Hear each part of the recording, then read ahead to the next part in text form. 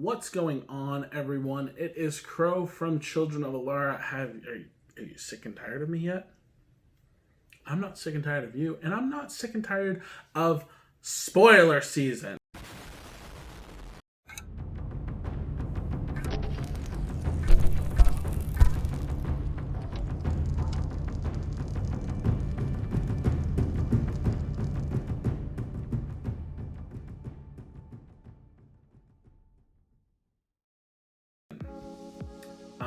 Yeah, so we're here with the final video for today. Again, I hope I get these all out in one day. It's a lot of footage that I filmed. It's a lot of cards that I need to edit. So hopefully it all goes by smoothly. So yeah, we're starting today with Commander 2020. Again, we're huge in Commander. I don't know how many times I gotta say it. So hopefully you stick by through the whole entire video. You get to see what my personal opinion is about the set and how it's looking. So yeah, without further ado, let's jump right into it. So again, we're gonna go from commons, rare, mythic. So let's do it, guys. So first up, we have an enchantment. Shiny Impetuous. I don't even know how. Impetuous? I don't know. It's 2 and a red for an enchantment. Enchant creature. Enchanted creature gets +2/+2 and is goaded. It attacks each combat if able and attacks a player other than you if able. Whenever enchanted creature attacks, you create a treasure token. It's an artifact with, tap it, sacrifice it, add 1 mana of any color to your mana pool. So that's pretty good. It's gonna go great with smothering tithe decks, so like Boros, you have like your treasure from there, and then you have this one where you're goading creatures into attacking someone else other than you. I love these political machines, and these cards further kind of reinforce that political aspect of Magic the Gathering. So good on them for coming out with this card here. Alright, next up is Nesting Grounds. It is a land, and it just taps to add 1 colorless mana, or you can pay 1 and tap it to move a counter from target permanent you control onto another target permanent. Activate this ability only anytime you could cast a sorcery. This is going to be busted for cards that say, what is it? I forget the. Hey, give me a second.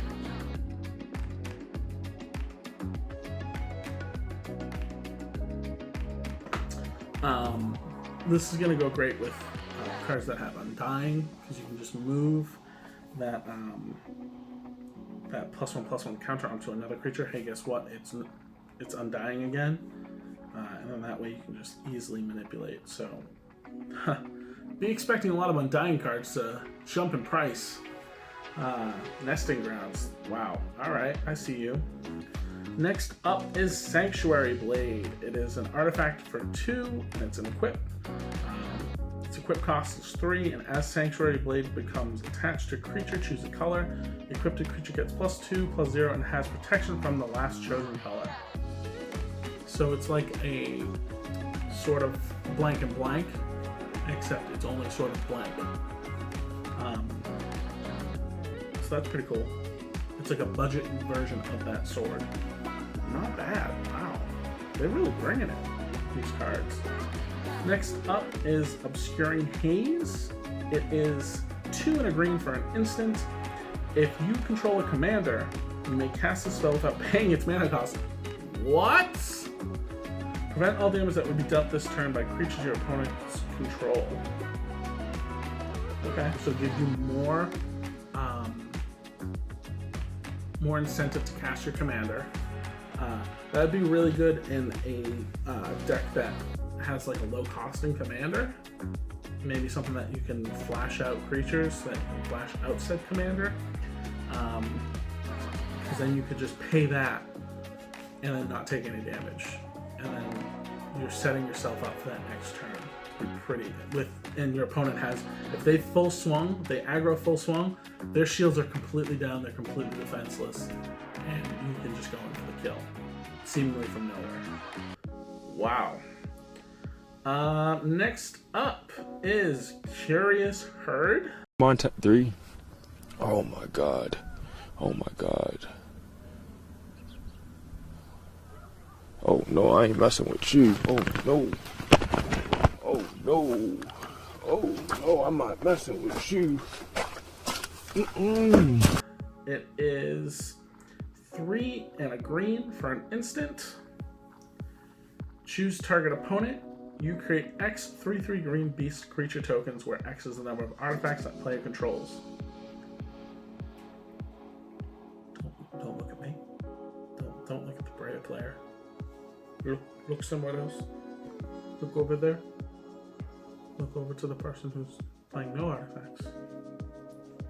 That's gonna be really bad. I have a feeling it's, in terms of actual like price point, the card's not gonna be that expensive.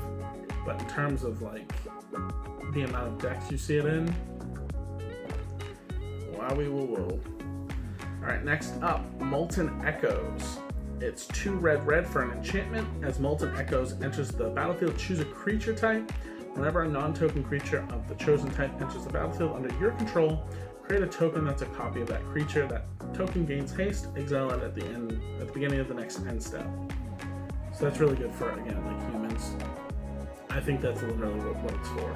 Because as you can see, there's a picture of a human on it. So yeah, obviously, the more humans, the better. But again, you can put it in like a dragon deck, have dragons come in as copies. There's a lot that you can do. Next up, we have Netherborn Altar. It is 1 and a black for an artifact. And then you can tap it, put a soul counter on Netherborn Altar, put your commander into your hand from the command zone, then you lose 3 life for each soul counter on Netherborn Altar. Wow, so that's a way that you can get around commander tax. Everyone, start playing black if you want to play commander. Jeez, how my neighbors from in the apartment, the condo.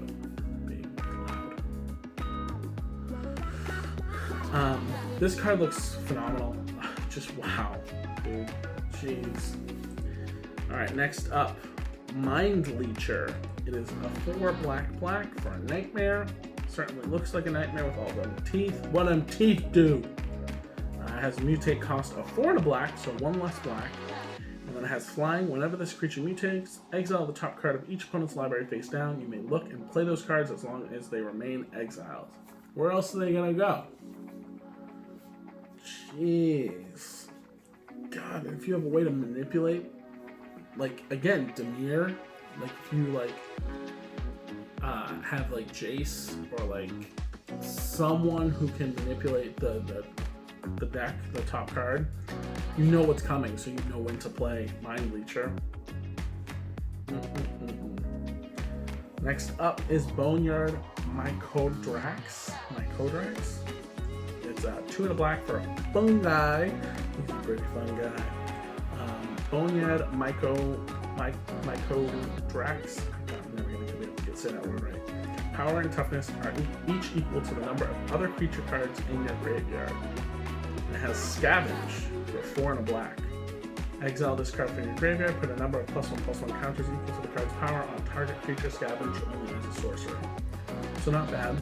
So it's kind of like a mini Tarmogoyf? No, it's potentially, it's better commander, obviously. Interesting. Next up is Flawless Maneuver. It's an instant for 2 and a white. Move my mic a bit. If you control a commander, you may cast a spell without paying its mana cost. So I think that's going to be like an ongoing thing with this set, where if you control your commander, hey, you're going to be able to play this without actually paying the cost. And then creatures you control gain indestructible until the end of turn. So I can already tell. So far we have Selesnya. I'm pretty sure there's going to be a black one. Abzan is going to get a massive boost in just sheer power through this set. My god. If If you control your commander, it's just boom. Indestructible. Indestructible. You don't have to worry about it. You can aggro swing and nothing is going to die. Oh, yikes. Alright, now we're going to the Mythics. Mythic Town. Hop on for Mythic Town. First up, we have Zaxara, the Exemplary. It's 1 black, green, blue, so Sultai. Legendary creature, Nightmare Hydra. Has Death Touch, and it has tap, add 2 mana of any 1 color. So, what is that? It's nothing. An artifact doesn't really represent that. Whenever you cast a spell with X in its mana cost, create a 0/0 green Hydra creature token, then put X +1/+1 counters on it. So essentially, you're pretty much doubling up on whatever Hydra it is you're looking at. I'm not sure if there's any black Hydras. There probably is, and I'm just not thinking about it. If there is, I'll put it up right here. That's an interesting creature. Definitely. Next up, it's Tayem Luminous Enigma. It is 1 white, black, and green. Legendary creature, Nightmare Beast. Each other creature you control enters the battlefield with an additional vigilance counter on it. And then you can pay 3, remove 3 counters from among creatures you control, put the top 3 cards of your library into your graveyard, then return a permanent card with converted mana cost 3 or less from your graveyard to the battlefield. So it looks like there's a lot of 3s going on. Sure. I'm trying to see if it has like some kind of, and it's a 3/3. Clearly this is a Mimi card. It should have just been Abzan instead of adding the 1, because having it be a 4 CMC creature card, kind of meh, but not bad. Next up, which I'm sorry, this card is just, again, it's one of those cards where I look at and I just go, this was a April Fool's joke. The last card, by the way, was, I believe it was the card that Commander Quarters spoiled. And then this was the second card that Command Zone spoiled. So Shabraz, the Sky Shark. Yes, you heard me right. It's a freaking Sky Shark. It's a 3 white and a blue for a legendary creature, Shark Bird. It is a shark with wings. Sharknado, here we come. I cannot wait to see the amount of memes of Sharknado. Sharknado this, Sharknado that, Sharknado this. It's gonna happen, guys. First we had Tiger King, people making Tiger King brews. Now we're gonna have Sharknado brews. It's gonna be awesome. I love this game. Legendary creature Sharkbird, partner with Brawlin Sky Shark Rider. It has flying. Whenever you draw a card, put a +1/+1 counter on Shabraz the Sky Shark, and you gain 1 life. And then you can pay Selesnya target human, gains flying until end of turn. So you can make humans fly too. It's just not art. Can you imagine? Can you imagine if you saw that? Like, if you have a balcony, go outside, just look up in the sky, and then if you saw that, what would you feel? Like, would you yeah, no, I think it gives me wings. Or would you be like, I'm gonna stay inside forever, despite this quarantine or not? I think I'm more on the latter. All right, and without further ado, we have the partner, Brawlin, Sky Shark Rider. It's a 3 and a red. So again, when you partner them together, you then have the Jeskai colors. So again, this is going to be the Gabby one. For a legendary creature, human shaman, partner with Shabraz, the Sky Shark. Whenever you discard a card, put a +1/+1 counter on Brawlin Sky Shark Rider, and it deals 1 damage to each opponent. And then you can pay a red, and then target shark gains trample until end of turn. It's going to be very interesting to see what people do with that deck. And then we have, this is our last one. So again, this is a quick video. We have Kelsian the Plague. guy looks dope. This guy looks dope. I think just by default, I'm just gonna make this dude or this individual my my commander for the Mardu deck. Because good golly, looks beautiful. So it's red, white, and a black. The legendary creature, human assassin, and then it has vigilance and haste. Kelsian the Plague gets +1/+1 for each experience counter you have, and then you can tap it. Kelsian deals 1 damage to target creature you don't control. When that creature dies this turn, you get an experience counter. So essentially, he's just tagging them, and then when they die, he then gets experience for taking them down or helping take them down. Aim for an eye. Better they never see you. Yeah, that seems about right. And that's about all the spoilers we have for Ikoria as well as Commander 2020.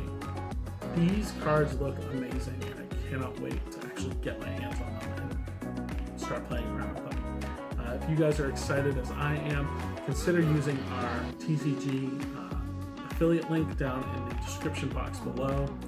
Helps us out, you know, we do get a little kickback from that, and every little bit is appreciative, especially when you're first starting out. Also consider checking out our Patreon as well. You know, we have a list of different kind of rewards that you can get depending on which tier. Even if you can throw $2, that helps out a lot because it just shows that you know, you're supporting smaller content creators, especially in such a trying time. If your wallet can allow it, awesome, do it. But if not, then you're still good. You're still good. But even if you can't throw anything our way monetarily, go ahead and consider subscribing, clicking the like button, all easy things that you can do. Trust me, I'm on YouTube pretty much every single day. I know how easy it is to just hit that like button. And again, we just appreciate it so much. It's been a lot of work, but like I said, I enjoy it, and I continue on doing it. So until next time, everyone, thank you so much, and we will see you on the next video. Hopefully not a spoiler season video, but I don't know. These things go for a very long time. So, peace.